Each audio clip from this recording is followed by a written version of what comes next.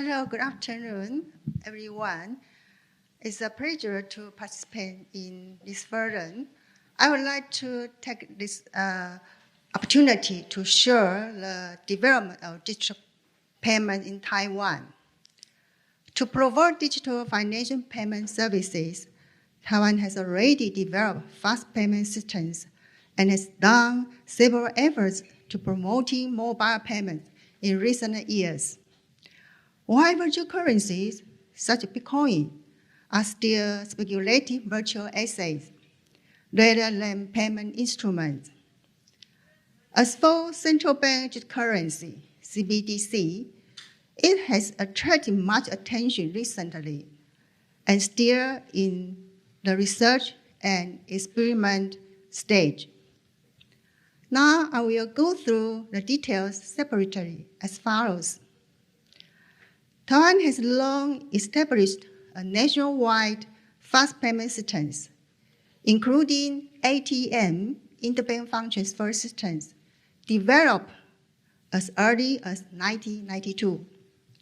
The Enterprise Interbank Fund Transfer System, FSML, launched in 2003, and the e-bill e-tax payment systems established in 2004. Those systems are integrated and operated by the FISC. FIC is a payment and clearing institution, jointly funded by the central bank and financial institutions. Last year, 2020, the overall system transaction volume was nearly 175 trillion NT dollars. I think it's quite impressive. On the basis of those nationwide fast payment systems, mobile payments have gradually emerged. In 2015, the Financial Supervisory Commission, FSC, enacted an act to open up the competition for non-bank electronic payment institutions to participate in the mobile payment market. In 2017, our government also launched a cross-agency promotion initiative. The Ministry of Finance, the FSC, and the central bank working together to promote the use of mobile payments and improve the following infrastructures. One is to formulate QR code common payment standard and keep it in line with international standard. The other is to establish inter-institutional common platform. Taiwan mobile payment brands compete diversified, include international and domestic brands. But their payment systems are not interoperable. To promote the interconnection between electronic payment institutions and financial institutions, the central bank urged the FISC to establish an institutional common platform. The FSC also completed relevant regulations in July this year. Through the integration of the common platform and QR code common payment standard, mobile payment could be more convenient with a higher usage rate in the future. According to a survey by Mastercard this year, about 64% of people in Taiwan have used mobile payment. I think it's so far so good. As for virtual currencies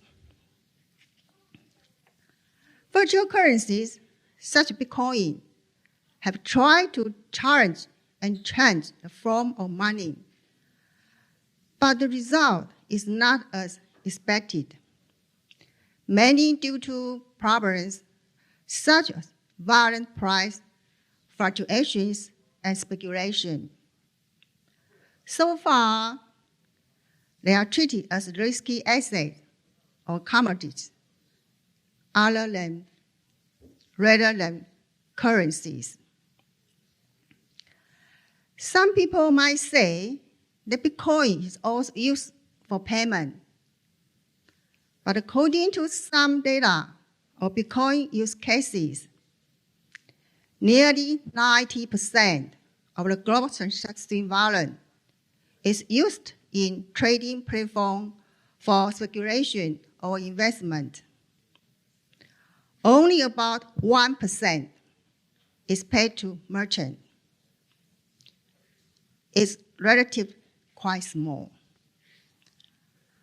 I think interesting, this year, the UK Financial Conduct Authority, FCA, released a survey showing the reason why people purchase virtual currency.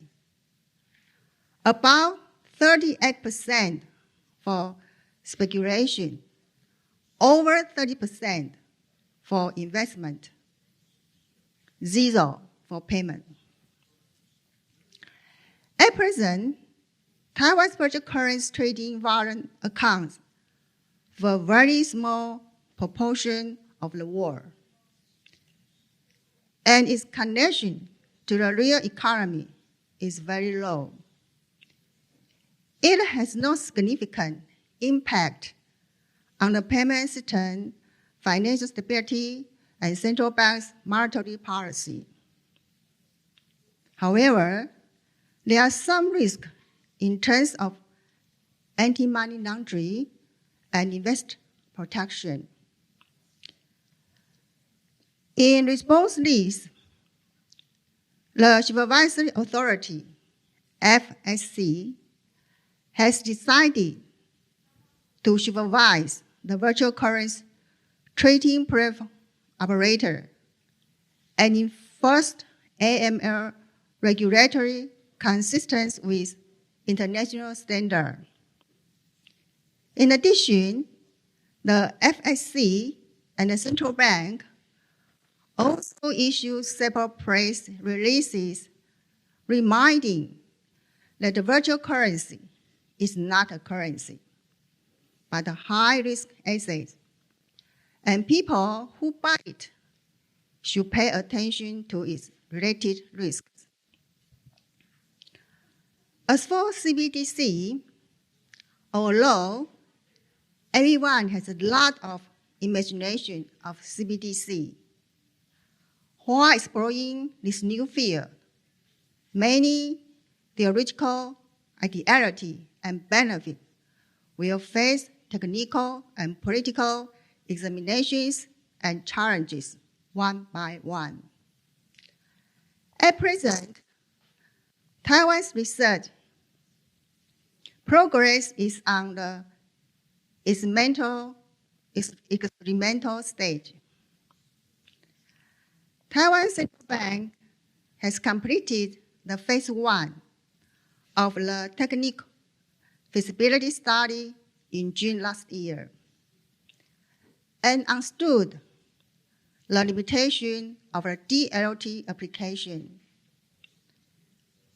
The ongoing phase 2 of the general purpose CBD experiment project has entered the technical experimentation stage. By building a prototype CBD platform to simulate the application of CBDC in retail payment scenarios, it is expected to be completed in September next year, 2022. The project of phase 2 adopts a 2-tier architecture. The first tier is for the central bank to issue CBDs to financial institutions.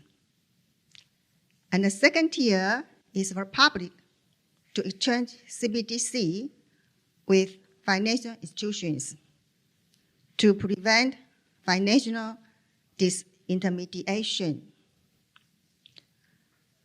In terms of design consideration, there are two aspects taken into account.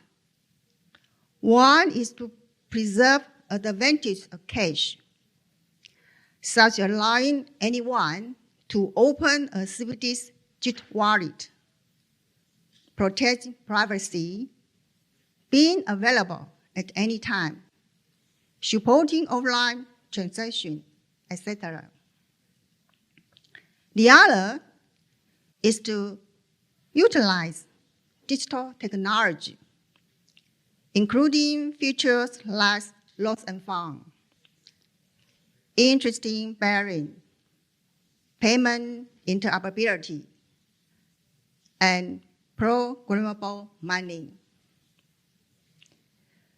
In the future, the Central Bank consider taking the simulation result from the phase 2 as a base of public discussion and broad connecting outside opinion to evaluate the possibility of CBDC issuance for more diverse perspective. In the end, I'll make a brief conclusion. According to data from FSC, the number of digital accounts opened in Taiwan increased by 70% in the first half of this year. About 1/3 of people have a digital account. In the future, to promote the development of digital payments, the central bank will continue to improve the existing electronic payment infrastructure on one hand. And on the other hand, it will continue to carry out CBDC research and experimentation projects. In Taiwan, CBDC must have more advantages and functions than existing payment instruments. That will make CBDC have more valuable to introduce. Therefore, the central bank will continue to explore the position and role of CBDC in the future payment blueprint and ensure more comprehensive planning for future payment policies. Finally, thank you all for participating and listening. Thank you.